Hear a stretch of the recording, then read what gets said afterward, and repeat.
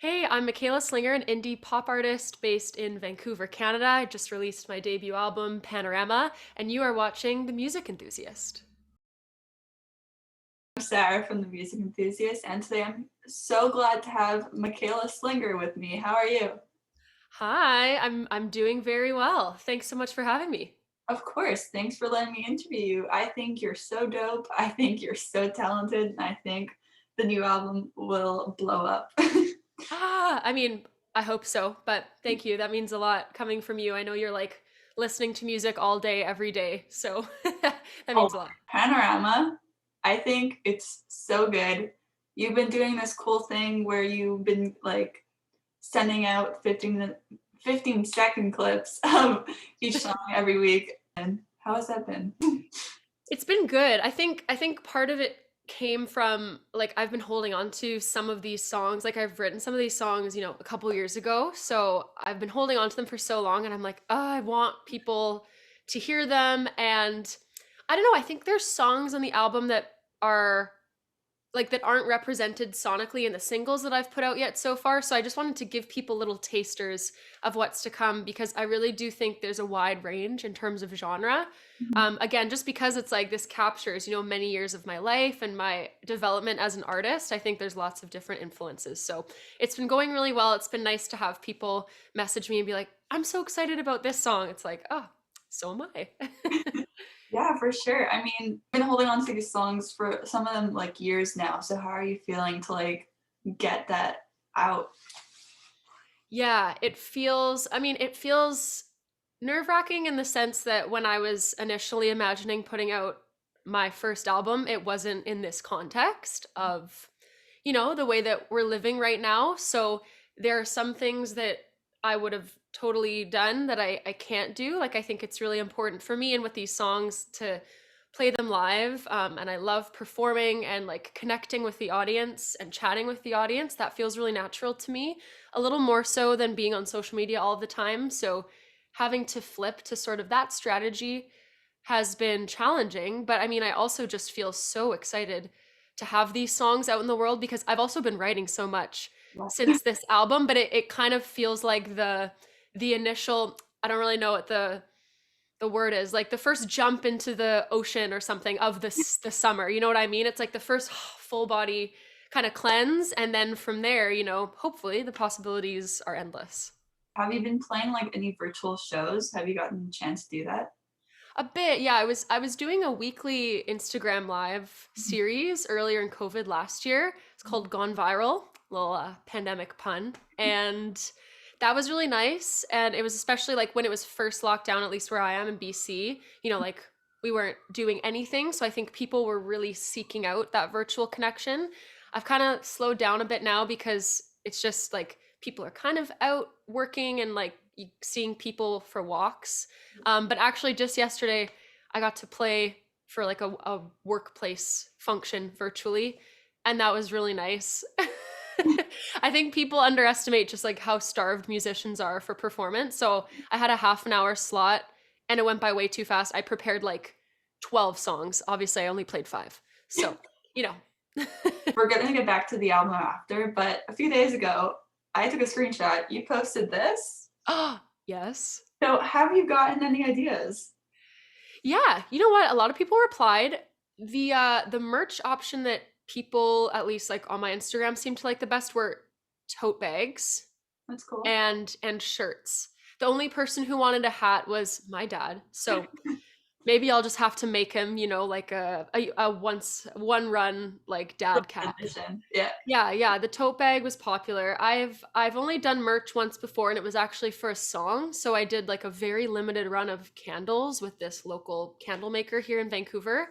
And that was awesome and I collaborated on some like little art pieces with a friend based in Toronto. But this time, yeah, I'm kind of like it would be probably a good idea to also just have things like shirts and bags that have my name on them. So, Awesome. we'll see. Yeah, I saw the Instagram story and I had to ask, so I'm so glad I did. Looks like bags and shirts at least. Awesome. So you sang a national anthem at an NBA game at the age of 3. So other than that, or if that's the answer, do you have a fondest musical memory? I mean, I have so many, like so many moments about making this album are in my top favorite musical memories. I got to perform a lot as a kid, like you said at that game, although like I hardly remember that really. It's bits and pieces of the 3-year-old memory, but I did a lot of musical theater, so there are some pretty special memories. Oh. Did you? Yeah. Yeah, I was like a total musical theater kid here. I, was in lots of shows. I was Peter Pan, so I actually, that's not a fond memory, that's a traumatic memory. We actually flew, like we hired a company to fly us, and that's a story for a different interview. I was flown into a set piece. Anyway, it's fine. Yeah, we'll talk about that another time. Okay. But like, just the energy of performing in musical theater, I felt so confident on stage. So some really special memories there. But I think, yeah, a more recent one was right before lockdown actually. When I was kind of starting to perform a lot in Vancouver and I was about to sign with 604 Records. I was part of this sort of like not a battle of the bands, but a music competition here in Vancouver, and I made it to the final round and I got to play at some really iconic venues here. So I got to play at a place called the Imperial, which was just like an incredible theater, and then I also got to play at the Vogue Theater. And the wild thing about that is, like I've seen artists perform there who I love. Like I'd recently seen Lennon Stella perform there, and Sure. it was very cool. Amazing. That's Yeah. so. And now back to the album. I love it. Again, I can't say it enough. Like Thanks. off from the start, like there's Masquerade, a total bop. Like Woo! it's been That's stuck in my head. Oh my god, thank you. That I think that it's hard to choose favorites. They're all like children, but Masquerade is like one of the ones I'm the most excited to have out. Yeah, definitely. And then there's like really sad songs and like the voice notes in between. Like, how did that whole idea come about? Oh, yeah, the voice notes. Well, I'm the oldest child kind of my generation in my family. I have like a lot of younger cousins and younger sisters. So I've always felt like it's kind of, in a way, my responsibility to like bridge the gap between generations. And I also just got the most time with my grandparents as an only child before all of the other people came in. So I'm very close with my grandparents. And I just wanted to have their voices on the album. So the voice notes you hear are me interviewing all 4 of my grandparents. And that those interviews actually happened like during COVID. I was just lying on my bed and I put them on speakerphone. So it was really special to include those little bits on the album because they've been so formative for me, and all 4 of them have been incredibly supportive of my music career. I think some people who are pursuing music, like their family disapproves or thinks that they should be doing something different with their life. But when I was not pursuing music and working an office job, my grandparents would call me and be like, "Are you doing music yet? Like, why aren't you singing?" So they've just always from day one been an integral part of that process. And they rock. Like, aren't their voice notes so awesome and inspiring and wise? Yeah, they're the best. Definitely. Oh my God. And like, wow. How many tracks were made for the album compared to how many made it onto it? Yeah, well, it's I know that a lot of artists will kind of like write songs for an album, but because this was my first thing, it was sort of like every song I'd ever written was a potential candidate, although we knew that maybe some of them wouldn't make the mark. I Mhm. have a lot of songs that are fairly acoustic or singer-songwriter that I performed a lot at open mics like when I was starting out. So those are not really on the album. And then I actually made an EP with 5 songs independently that's unreleased before I signed with 604. So one of those songs is actually on this album, kind of reimagined, but all the rest of those are just on my computer, and maybe they will be released and reimagined one day. But yeah, I write all the time, so I try not to be too precious about it. And the cool thing was that for this album, it was sort of the first time I was writing and demoing and like producing some of my demos on GarageBand. So that really changed the way that I wrote as well. I mean, a single that's been released before, Too Good to Be Great, another bop. Could we talk about the title? Because I don't know if it's just me, but like Too Good to Be Great, I can't really understand it. I don't know if it's just me. Yeah, so I put out like a behind the song video with my producers about this track. And so I say in the video, but the initial idea, like Too Good to Be Great, I was just out for a walk and that little line came to me. I was like, that would be a cool idea for a song.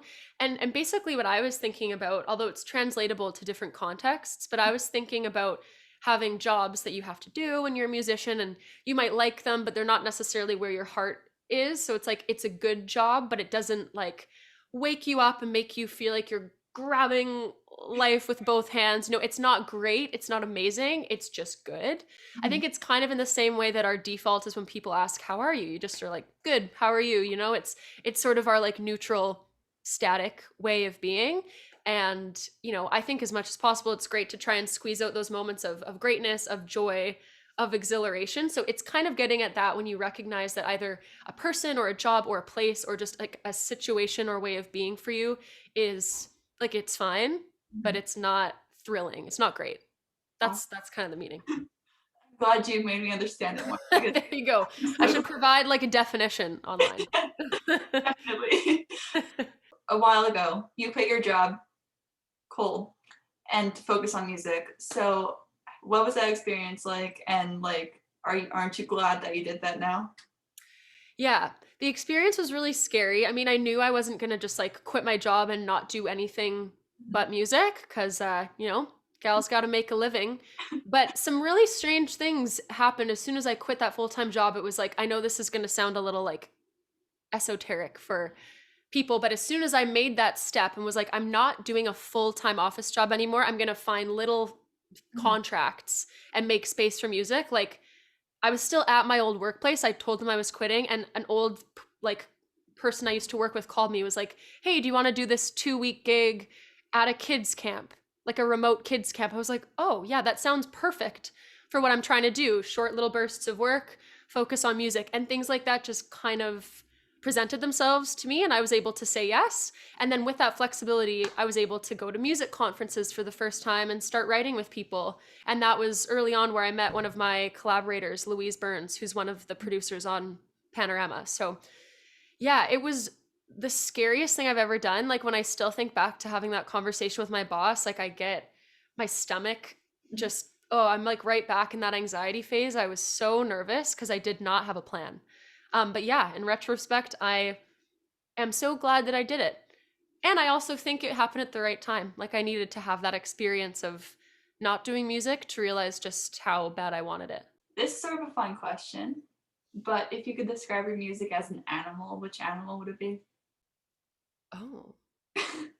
Oh my God. Well, maybe this is just because it's one of my favorite animals, but probably like a tortoise Ooh.